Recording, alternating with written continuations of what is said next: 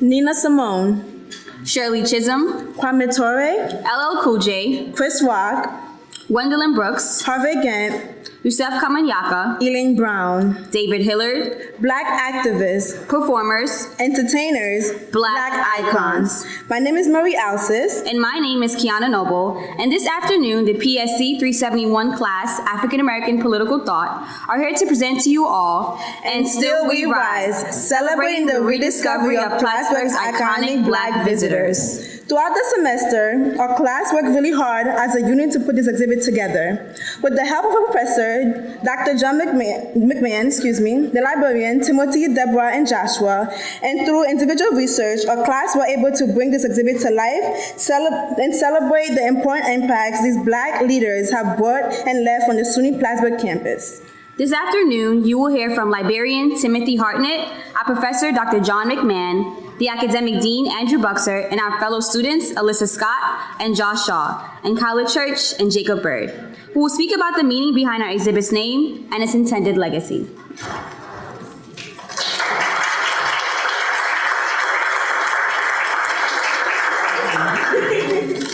Good afternoon, folks. I am Tim Hartnett, librarian, and my role in this is actually pretty simple, so I won't speak very long. I moved to Plattsburgh at age 10 and lived during the golden age of rock concerts on campus in the 70s and 80s, and I thought, wouldn't it be fun to chronicle those? Because nobody would believe it if I told them how many different folks were here. And so I went to special collections, went through old issues, Cardinal Points, the student newspaper, the yearbook, actually the Student Association archives, the concert committee and their meeting notes, and compiled an Excel spreadsheet, names, dates, and such, of all the bands that I remember and more. The list quickly expanded, and as I was going through these archives, I realized there are a lot of other important people here who are not rock musicians. So, writers, scholars, performers of all types, activists, many different activists, political activists, environmental activists, and so on. So the list now, after many years of very serendipitous and sporadic research, numbers over 500. And that just covers from the 1965 to 1999 period. So there's much work to be done. Fast forward to last summer, when we were welcoming our new faculty. I had the pleasure of having lunch with a new faculty member in political science, Dr. John McMahon, and he told me about a new course he was planning in African American political thought. I said, hey, you know, we've had a lot of important African Americans come visit the campus. I gave him the spreadsheet, and from that he selected 12 individuals, and as you heard, students over the last semester have been focusing individually on one of those 12 and culminating, among other things, in this library exhibit. It is both print and, as we'll see, a digital exhibit. There are some media files, some videos, some audio recordings that complement what you see in the display case. And I want to give special thanks, first of all, to our dean, Holly Heller-Ross, who supported this from the get-go. And in particular, Deborah Kimek, our special collections librarian, who manages that wonderful archive of local history material. And also Joshua Beatty, who jumped on very early on, seeing the possibilities of creating a digital exhibit that would live past the end of this semester and actually on, and share this wonderful experience with the whole world.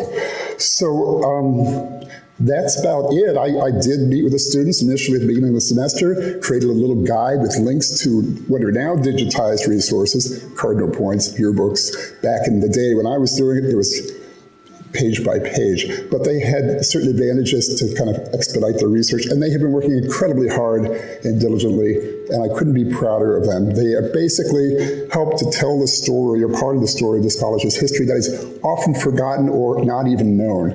So I'm very grateful for this collaboration, and thank, above all, Dr. John McMahon for having the vision to create this kind of a project that we love to see. Librarians just love to see this kind of work, so we're very happy. Thank you.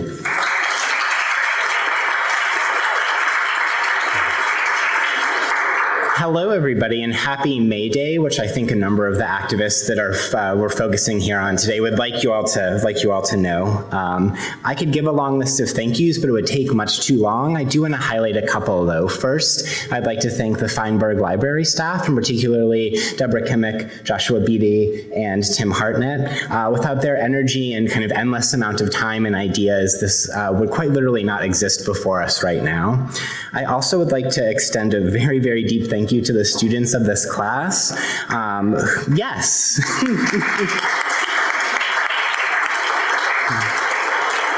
It is their work and their thought and their care and their deliberation and their willingness to do something a little bit different that has brought this project to life. I'm incredibly proud of all of you. I hope you all are incredibly proud of yourselves. And I feel very lucky to have learned from all of you this semester. And there is indeed a lot for all of us to learn from this exhibit. And one of those things we might learn is that when students have the opportunity to do meaningful research for a public audience, we, all of us on campus, get to benefit and see how important student voices and how important student work can be.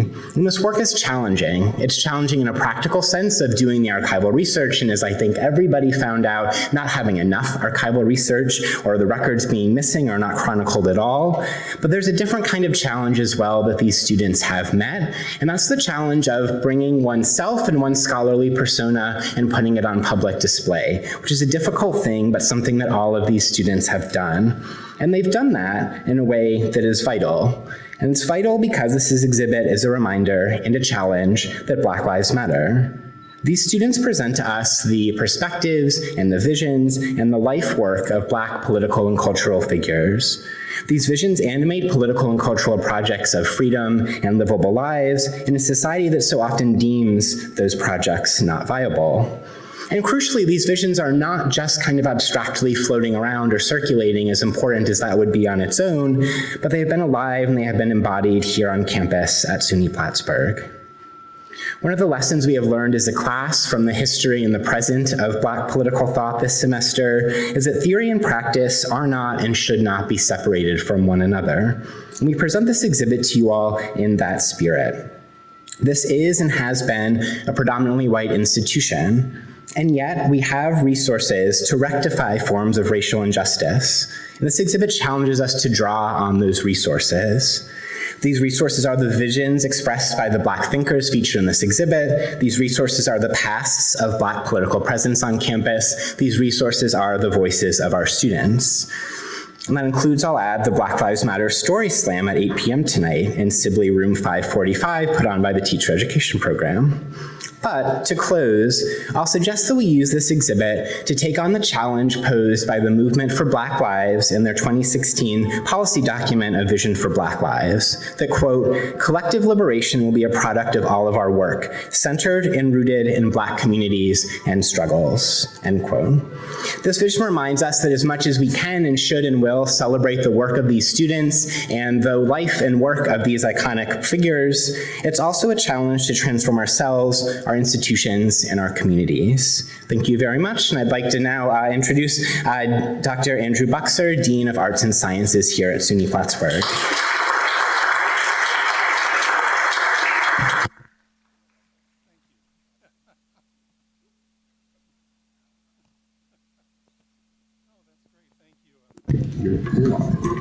I'm live, so, oh, good. I'm often asked whether I'm in fact live, and it's nice to have the confirmation. Thanks, John, and thanks to the students, and thanks for everyone who's come out to see this wonderful collection of projects. John asked me to say a few words about the significance of this exhibit for SUNY Plattsburgh as an institution, and I'm delighted to have the chance to do that. You shouldn't say that to a dean because it invites him to say something terribly pompous, and that's what you're going to get, so sorry about that. But right now, our college is engaged in the process of figuring out what we want to become, both as an institution and as a community of learners. We've been asking particularly about how we can build a culture of inclusion, one that recognizes both the worth and the needs of a diverse and dynamic collection of students and faculty and staff. To figure out what we want to become, of course, we have to begin by figuring out what we are. And what we are always depends on where we've come from. We can't build a culture that we're going to be proud of in the future unless we can come to an understanding of what we've been in the past. Now, that past, as the historians here know, and I see a few historians know, is never a simple thing. We often like to imagine that it is. We often think in dialectical terms about the past and the present, making the past stand for the opposite of everything around us. If the present around us seems complicated, we imagine the past is simple. If the present seems threatening, we imagine that the past was safe. If we in the present think of ourselves as enlightened and intelligent, we think of people in the past as ignorant and stupid. And if we are particularly conscious of the questions of diversity and inclusion that are critical to us right now, we often think of the past as something uniform and simple, a place where questions about difference and ethnicity and gender and power really weren't central to the culture. But of course they were. This is not the first time that Plattsburgh has wrestled with questions of cultural, ethnic, and gender diversity. These aren't new things in the North Country any more than they're new things across the United States or across the world at large. If we want to understand how we got to where we are now, it's essential to develop an understanding of our past that incorporates the kind of social and cultural differences that existed, one that makes visible the diversity of thought and viewpoint and experience that has always been a part of this campus. These presentations are a wonderful first step in that process. I hope it won't be the last. I hope that this will pave the way for an even deeper exploration of the many different voices that have contributed to the development of our culture over the past 120 years about. I have to say that exploration will be an important part of charting the course that we want to pursue in our future as a community. And that's a process that we need to engage in. A basic principle underlying all our efforts over the past couple of years is that our diversity is a strength, not a weakness. That by finding ways to include all of the different perspectives that individuals bring to our community, we build our capacity to face all the challenges that lie in front of us. The people depicted in this exhibition exemplify that kind of strength. The more we can see it in our past, the more confident we can be that it'll have a place in our future. In that sense, I hope this exhibit will give us not only a clear vision of what we are, but greater hope for our ability to become what we want to be in the future. So thanks very much to all the students.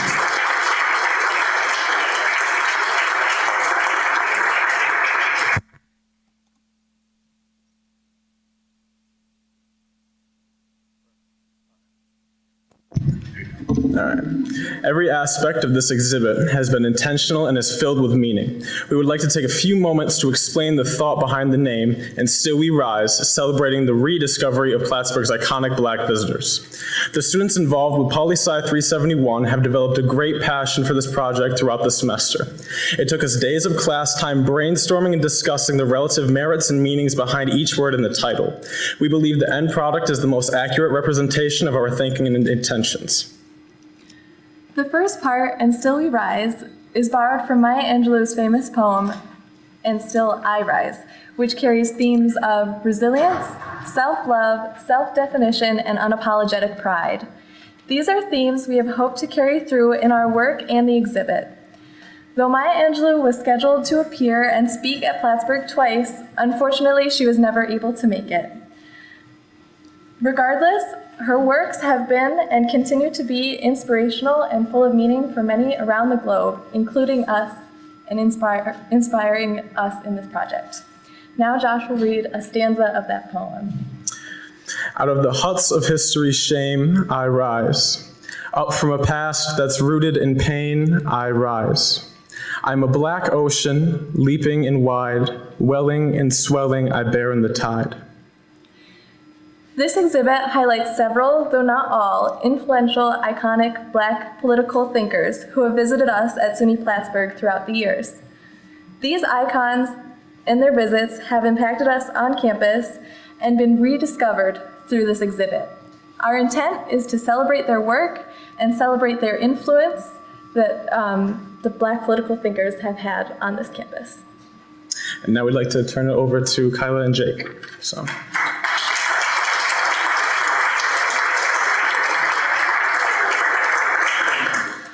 The legacy this exhibit leaves is one that promotes and continues to promote social justice and the action required to achieve this justice. As you will learn through carefully reading the text, each icon has made meaningful contributions to art, history, politics, and more. Their work is admirable and something to aspire to for all of us in Plattsburgh. This display will exist here on campus in the display case for a while, as well as online forever. As Nina Simone once said, there's no excuse for the young people not knowing who the heroes and heroines are or were. The presence of these physical manifestations of Black excellence and achievement in itself is Plattsburgh's own testament to properly representing Black political thought. As a class, we all think this exhibit is important. This exhibit works as a list of influential people that made the long trek to SUNY Plattsburgh. In addition, this exhibit is made to celebrate the diversity this campus has seen. Many of these icons I didn't know visited. That's the problem this class would like to address. On a campus with a majority white student population, the history of Black iconic figures and their visits isn't on everyone's radar. As a class, we wish to change this. We want to shine a light on these meaningful visits, as well as celebrate their message of inclusivity, a message that is being challenged politically in public offices and public places. This is a continual reminder of our important values, as well as the work we still need to accomplish. Not only do we wish to revive these visitors and their messages of inclusivity, we would like to also take a moment to celebrate these clubs at the time that helped make these visits possible. Black Onyx, Organizations for Women and Ethnicity, Club Caribbean, Akiba, and Third World Front. Many of these clubs are still active today. Their continued hard work adds to the legacy of Black political thought on this campus.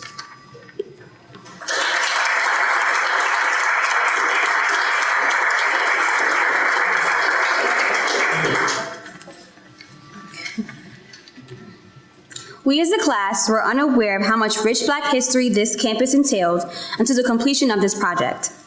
It means a lot to know that Black leaders who hold the same ideals and wants as us came to this campus to inspire past students.